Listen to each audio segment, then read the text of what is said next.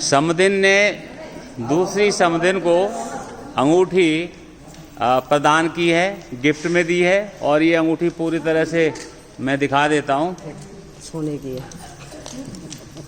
और ये रस्म जो अभी पूरी हुई और कुमार कलेऊ दूसरी तरफ चल रही है। और समधी ने, एक तो ये समदिन ने समधिन को दिया, और दूसरे ये समधी जी हैं, इससे पहले इन्होंने भी मुझे एक अंगूठी ये वाली दान की है, प्रदत्त की है, दान की है। मैं समधी जी का शुक्रगुजार करता हूँ, शुक्रगुजार कि आप यहाँ पर खुशी खुशी आए और ये शादी की रस्म इस स्टेज पर पहुँची। मैं समधी और समधिन दोनों को धन्यवाद देता हूँ। आप भी बोलो। हम भी आपको दिल से धन्यवाद देते हैं जो आपने हमारी शादी में काफ़ी सहयोग किया और शादी अच्छे से संपन्न हो गई। शादी अच्छी तरह संपन्न हुई, हंसी खुशी, यही मेरी सबसे बड़ी कामना थी। सो आपने अपनी बिटिया की शादी हमारे घर में की, और मैं भी अभी ये हम लोगों के आगे का जीवन बताएगा कि चलो जी। और एक मिनट तुम भी इधर कर। हाँ, तो इस शादी के उसमें आपका भी योगदान बहुत है, तो आप भी अपनी बिटिया को शुभकामनाएं दे दें। जी, बहुत बहुत शुभकामनाएं। और मैं बहुत खुश हूँ कि शादी हंसी खुशी संपन्न हुई हम लोगों में। उसी तरह से हमेशा के लिए हंसी खुशी का माहौल बना रहे। चलो, धन्यवाद।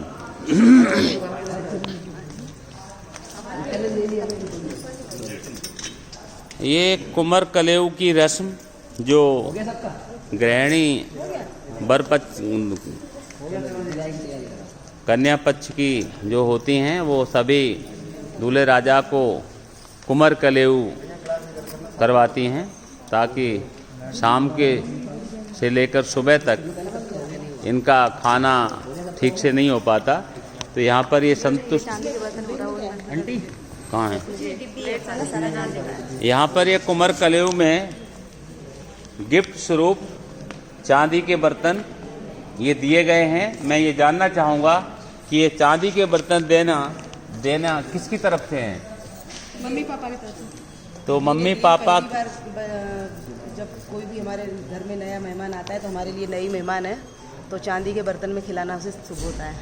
चलो गुड। चांदी के ये इनकी मन की संतुष्टि थी कि हमारे यहाँ कोई पहली बार शादी हुई है और उसमें दूल्हे राजा जी खाना खाएं, तो उनको ये चांदी के बर्तन यहाँ पर दिए गए हैं।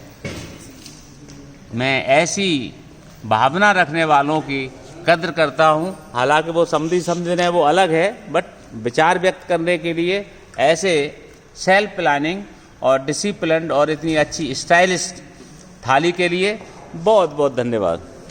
बढ़िया वीडियो नहीं। अभी ऐसा लगता है कि यहाँ पर जो दूल्हे जी ने जूते उतारे थे, वो लगता है उनके पैर में जूते नहीं हैं।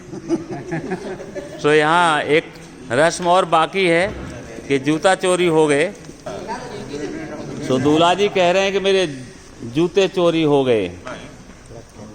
खैर, अभी यहाँ पर ये क्योंकि जगह बहुत छोटी है, तो यहाँ पर जूता चुराने वाले ने भी जूता दिखा दिया है कि भाई जूते चोरी नहीं हुए, मेरे पास हैं। अब इसका जो नेक है, नेक वो आप वो प्रदान करें और अपने जूते वापस ले लें। लगता है दूल्हे जी अपनी चेयर छोड़ के बंदोबस्त करने गए कि जूता कैसे छुड़ाया जाए। कैश, अब देखो, एक होती है रिंग और एक है कैश। कम भी हो सकती है, कैश बहुत ज़्यादा हो सकता है। हाँ, क्या बताओ जल्दी बताओ यार। कैश ज़्यादा भी हो सकता है ये, और मैं दोनों हाथ से दबा रहा हूँ, और सिर्फ 500 के नोट है, सिर्फ 500 ज़्यादा भी हो सकती है।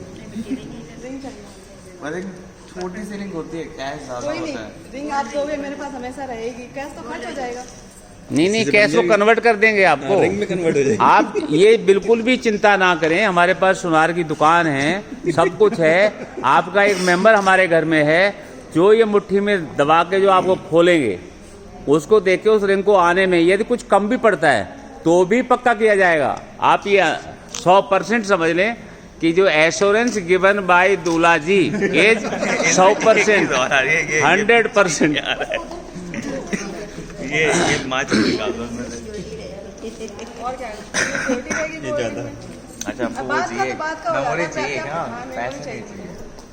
अच्छी बात है।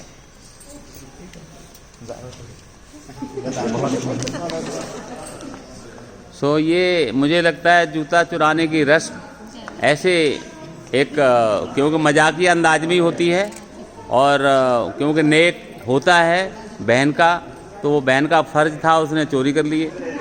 अब दूल्हे जी का फर्ज है कि वो जूते को वापस लेना है। तो जूता वापस आए और जूते में अब वो कार्ड प्ले कर रहे हैं कि भाई जूता लेने वाला या तो कैश ले ले जो अननोन राशि है, या फिर वो रिंग ले ले। हालांकि म्यूचुअल अंडरस्टैंडिंग तो बेटा करनी पड़ती है। तो क्योंकि जब बहन को जब 7 वचन दिलवा दिए गए, 4 वचन भी उनके हो गए, आपसी अंडरस्टैंडिंग उन्होंने कर ली, तो तुमको भी इस फैमिली के साथ कंप्रोमाइज़ कहीं करना चाहिए। आपको ठीक है नेक जरूर बोलो, 100% बोलो, पर बाद में एक बार बोल के बोलो कि जिसमें आपकी खुशी उसमें मेरी खुशी। कंप्रोमाइज तो हमेशा करना है। हाँ, तो वो नेक जो है वो तुम्हारा जो डिमांड की गई है वो जरूर मिलेगी, पर वो मुट्ठी खुलवा के देख लो कि तुम जीती या हारी। जो है सो जरूर थोड़ी है। नहीं, मैं तो ये कह रहा हूँ कि ये एक जोक हो गया कि मुट्ठी खोली, अंगूठी तो पक्की है पर पता लगा कि अंगूठी से ज्यादा वो बन गई। अरे नहीं, वो और बात है, वो तो मैं कर नहीं सकता ना। भैया साथ में भैया साथ में कौन सा चलो भाई हो गया लकी। हाँ इसमें सुन हाँ कौन सी उंगली में पहना है? इसमें पहन रही हूँ। नहीं इस उंगली में पहननी हो तो नहीं, मैं इसमें पहनूंगी। नहीं मैं दे रहा हूँ। आपने बोला पहना दो। रिंग, तुमने बोला हमें रिंग चाहिए, वो दे रहा है। अब उसकी मर्जी है कौन सी उंगली में देगा वो। ये तो फंसने वाला काम हो गया तुझे। इसी में उसकी माँ इसमें पहना दी।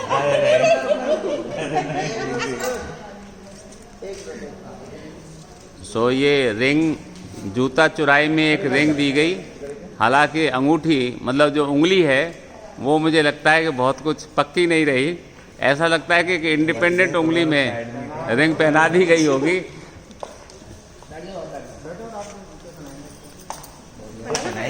और क्या तो ये लगता है कि एक अंगूठी, और वो तुम मुट्ठी खुलवा के देखती तो शायद तुम्हें अंगूठी से 2 अंगूठी मिल जाती।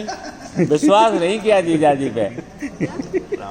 ये साली और जीजा ये दोनों मिलके एक दूसरे को नोक-झोंक इन्होंने की। वाकई थोड़ी देर के लिए एक अच्छा था, बहुत अच्छा लगा। और मुझे लगता है ये समझ भी गई होगी कि जीजा जी बेस्ट नेगोशिएटर ही हैं। लेकिन वो भी काम मानने वाली थी।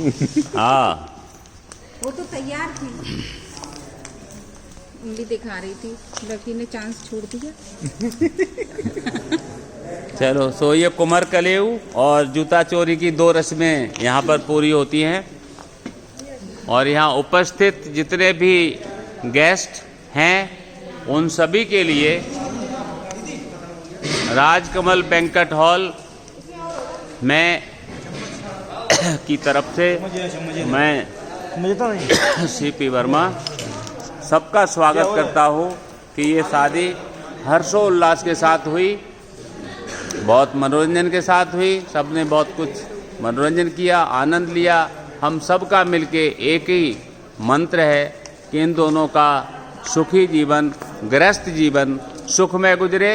और हम सब बोलेंगे कि इनका गृहस्थ जीवन सुखमय गुजरे। जोर से बोलो, इनका गृहस्थ जीवन सुखमय गुजरे। अरे भाई मैं बोलूँगा कि इनका दोनों का गृहस्थ जीवन, आप बोलोगे सुखमय गुजरे।